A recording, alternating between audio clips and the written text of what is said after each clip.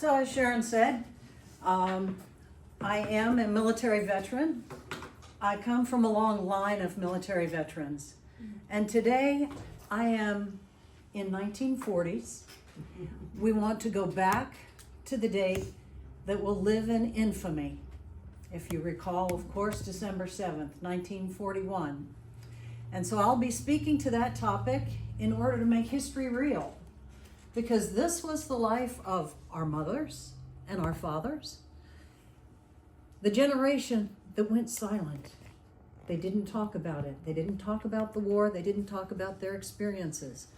But I have the benefit of bringing to you, the DAR in Franklin today, my father's original film taken during the occupation prior to the attack by the Japanese, and then some film thereafter of the war in Guadal and some of his reconnaissance mission flights. He was a well-decorated military officer, and I'll be discussing a little bit of that with you as well. I would like for you to save your questions for the end of the presentation because I'm extremely mindful of your time and the timeliness that you've given to me for this presentation. So excuse me as I run back over here and click my button. So that's my handsome dad. As you can see, when he retired from the military, he had a lot of medals and a very distinguished career. Those medals represent the highest form of acknowledgement by the United States military. The Silver Star, the Flying Cross, the Defense Medal. He was a decorated and wounded military veteran. And so he received recognition by his government for his many acts of heroism, some of which we were able to discern what they were, and some of which passed with him when he deceased.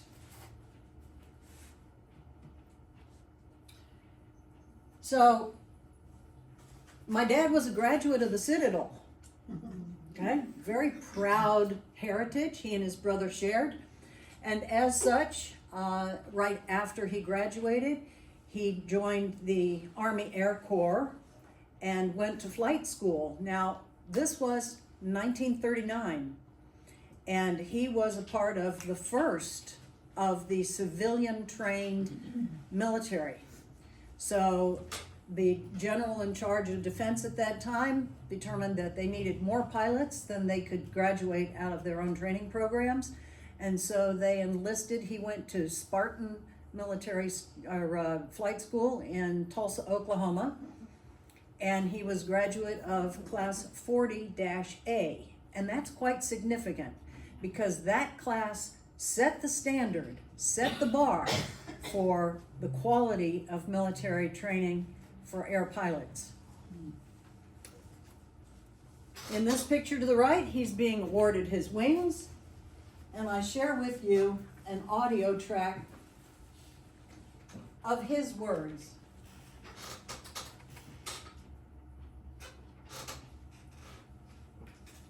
Sonny, where did you get those tin wings? After he asked where I went to school, he wanted to know why I would give up an infantry commission to ride around in those goddamn airplanes. Finally turned out he accepted that in ROTC at the Citadel, I had been in the infantry regiment. That damn cigar had my eyes burning. At that point, I didn't know whether to wind my ass or scratch my watch. He finally handed me the canteen cup and offered me a drink. My very first drink with a ranking officer. It was cheap stuff and burned like hell.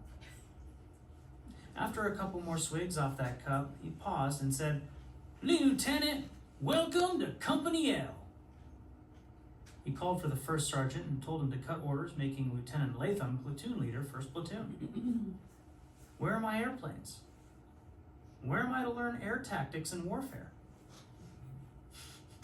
Bullshit, I didn't see none of that. I marched that goddamn platoon from Fort McClellan to Fort Benning, all off-road. My new uniform, my new shoes, my Sam Brown belt, all were hopelessly screwed up. I was so much an infantry officer, I almost didn't hear about meeting the train for the return to San Antonio. Actually, I think that bastard wanted me to miss the train. Sonny, Come on. where did you get those? No.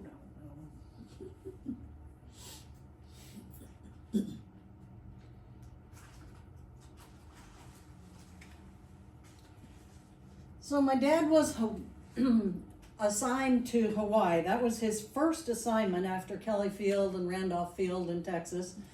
And he was delighted. Life couldn't have been better. Imagine, if you will, a single Air Force officer, handsome as he was, in paradise with lovely women, beautiful flowers and song. And the war in Europe was so far away, it wasn't going to touch the Pacific. We weren't worried. We were all about having a good time, and they did. As a matter of fact, they had such a good time on December 6th, the evening before the day of the attack, which nobody knew about. They had had a cocktail party in their tuxes, women, alcohol, a good sleep the next day, Sunday, no duty, no training, no exercise. Wonderful. What could be better? What could be better? Could have been better if December 7th hadn't turned into the day that it was. Now, unfortunately, our confidence in our defensive system was so high that we did not acknowledge the USS Ward when they shot and blew up a mini sub that was brought to Pearl Harbor by the Japanese. And when they reported that fact, nobody believed them. They said, oh, no, that couldn't be. That was just, you were just, some training exercise. And they didn't believe. Second thing that happened, on the top of the mountain, there was a new radar system. And the radar system picked up some incoming airplanes. Wonderful, the B-17s from California are arriving. No, the radar operator said, not so. Not so. This is way too many blips on the screen. Oh, don't worry about it. It's a new system. You're just not reading it right. Point number 2. Where were our commanding officers? Well, Admiral Husband Kimmel was getting dressed to play golf with General Short. They had a tea time. That was the important event for the day. What were the sailors doing? They were sleeping in their bunks, all parked in the harbor, tied up in Battleship Row, 2 by 2, nicely lined up. All the airplanes in the airfield, they were all lined up in close quarters because they felt that it would be better to be able to supervise the equipment and offset any sabotage from local insurrectionists. So they had the planes all tightly packed together. A nice target, if you think.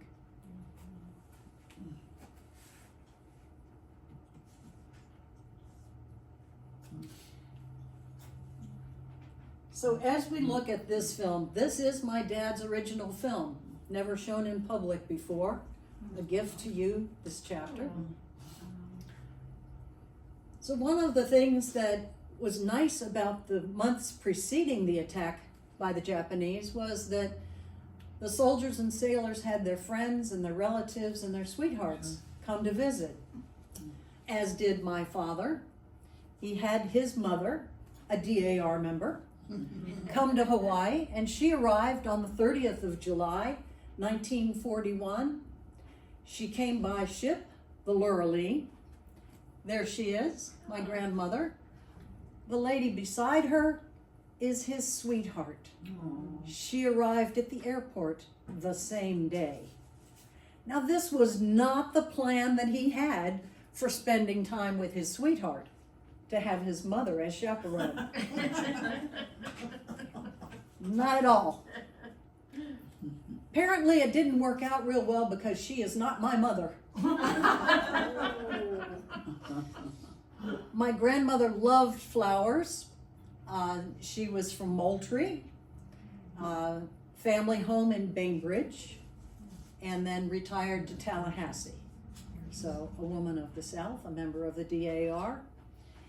And my dad did his best to try and show the ladies around and show them a good time. Because again, it was so safe, so welcoming, and so easy.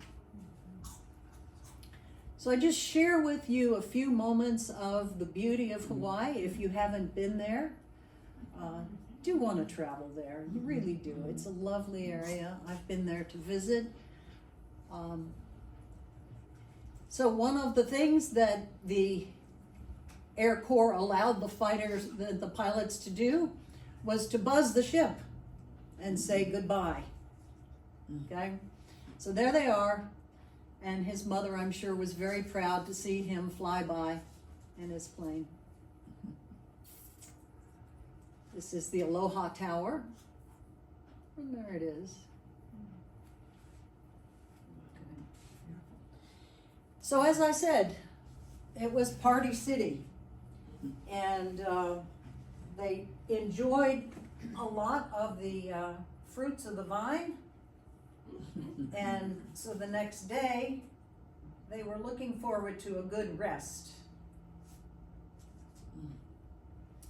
And much of the music that was played before your meeting was, you know, just to get you in the mood, right? And so, okay.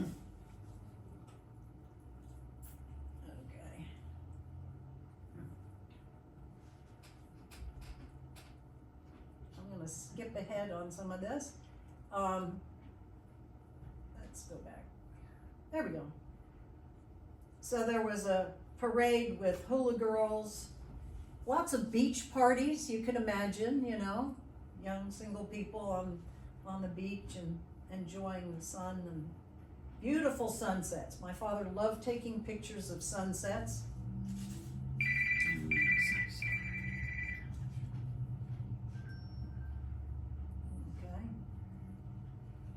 And they also found that if they would go out and be at the harbor when the ships came in, that they could present orchid leis to the prettiest of the women and then perhaps be able to entertain them for the rest of their visit.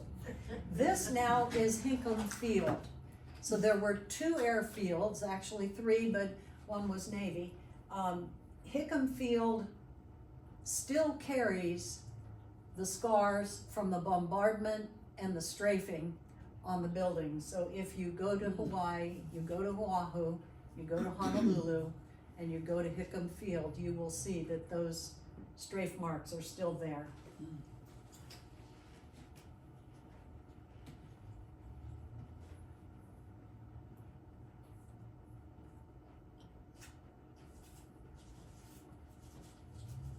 All right, so as we are looking out, imagine you are sitting on the USS Ward and you saw that so quickly. Did you miss it? Okay. The periscope of a submarine. That was all they saw for a moment. And they had to make a snap decision whether it was enemy. And they chose that it was, and they chose correctly. My dad had one of the first 8mm color film cameras, and he took some of this film, all of the film, because when he was doing his reconnaissance flights for the military, was turned into the Department of War, and they then returned to him those sections which they didn't need. Some of his film he got back and some of it he didn't. But basically, as you're seeing some of this reenactment and some of it actual footage, the Japanese in their first wave flew over the island. They came in from the north. If the B-17s were coming from California, they would have come from the east. So you see, even the pattern of their approach should have alerted our soldiers and sailors that something was happening. A few more minutes of preparation would have been extremely helpful.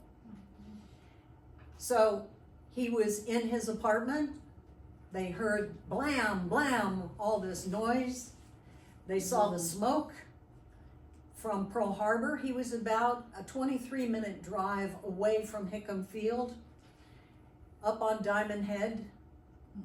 So all of this was going on, and we will hear from him in just a moment what his experience was. What I'd encourage you to do, if you find yourself interested in this topic, is to watch some additional movies, some YouTube videos on the subject, the War in the Pacific and Pearl Harbor.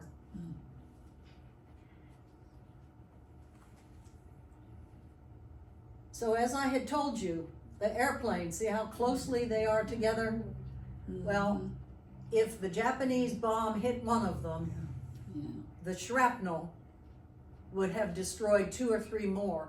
And just trying to get the planes out to mount an offensive, a defensive maneuver was almost impossible. My dad told in his memoir about trying to get a flight ready, got to the end of the runway, and the pilot from another squadron took over, but forgot to unlock the controls, tipped the plane over, and wrecked it. So one more plane did not make it off the runway that day. What we did learn, however, is that our warbirds were a better fighting machine than the Japanese Zeros. They had speed and maneuverability. We had a good hard core in the nose of the plane to offset the strafing. So we could go straight at the Zeros and attack them in defense of our airfields and our harbor.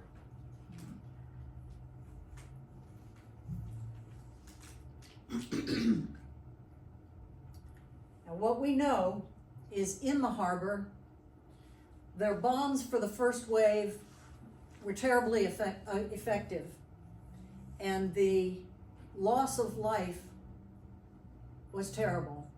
And for those of you that are from Navy families, the tragedy was unspeakable.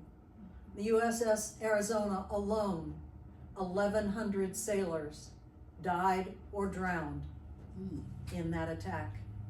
All total, there were 2,403 individuals who lost their lives that morning. Many were wounded, severely disabled, both military and civilian.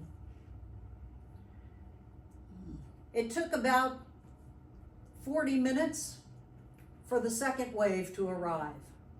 By now, every gun that we could manage was aimed to the sky. We were determined not to let them get us even further damaged. The Japanese knew that our battleships had very thick armor, and they were clever enough to have devised a bomb that could pierce that thick armor. Their torpedoes were designed to go 90 feet under the water to their target. Pearl Harbor was 75 feet deep, so they had to redesign their torpedoes. Years of investigation thereafter, we've learned that their torpedoes were almost entirely ineffective. So it was those armor-piercing bombs that caused the destruction that we experienced. So where was my dad during all of this? Well, you'll hear his voice in just a moment, and he'll tell you what he experienced.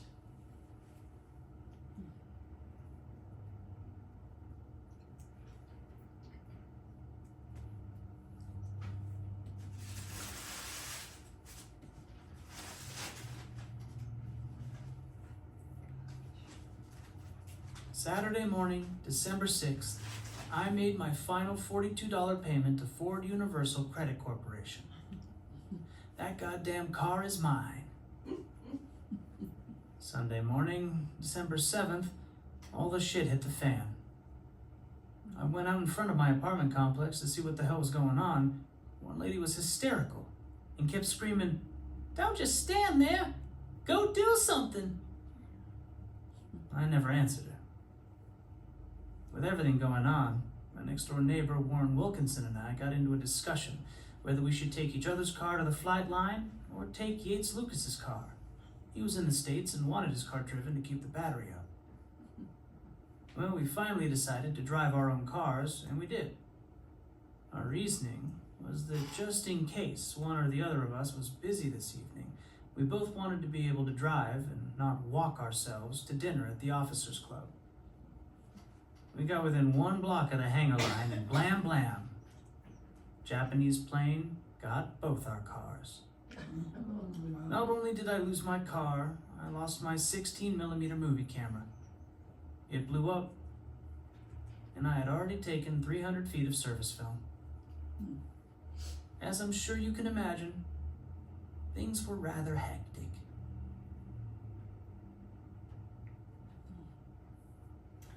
And he went on to describe that at one moment he was in the hangar and they would bomb the hangar and they would run outside. And they would go outside and the Japanese would come along and be strafing the flight line. So they'd run back into the hangar. They'd bomb the hangar again, run back outside, strafing. In and out, each time trying to get together their gear and be able to get the planes off the flight line. He said in his memoirs, he said at one point he recalls finding himself hugging a toilet. He has no idea how. Things were a bit hectic.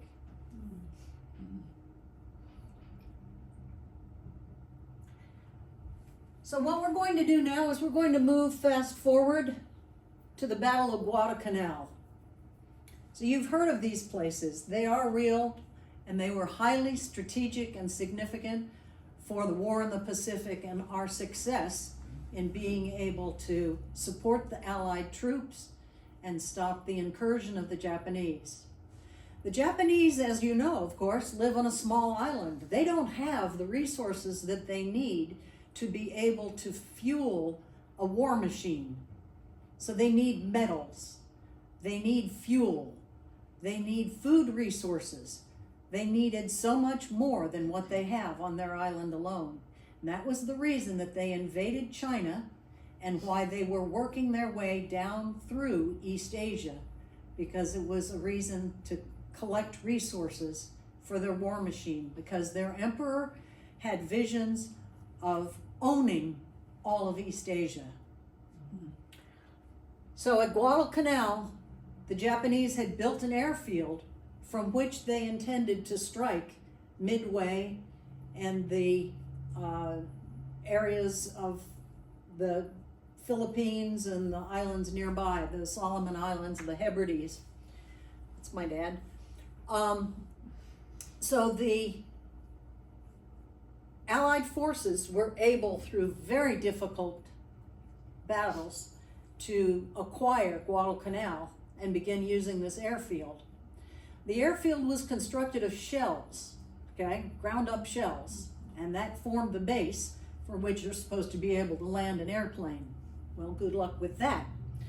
If you went off of the airstrip, you fell in the mud and got into the axles up almost to the wings. So that was a real problem that they had. The Japanese would come and they would bomb the airfield. The Allied forces would repair it. Japanese would bomb it.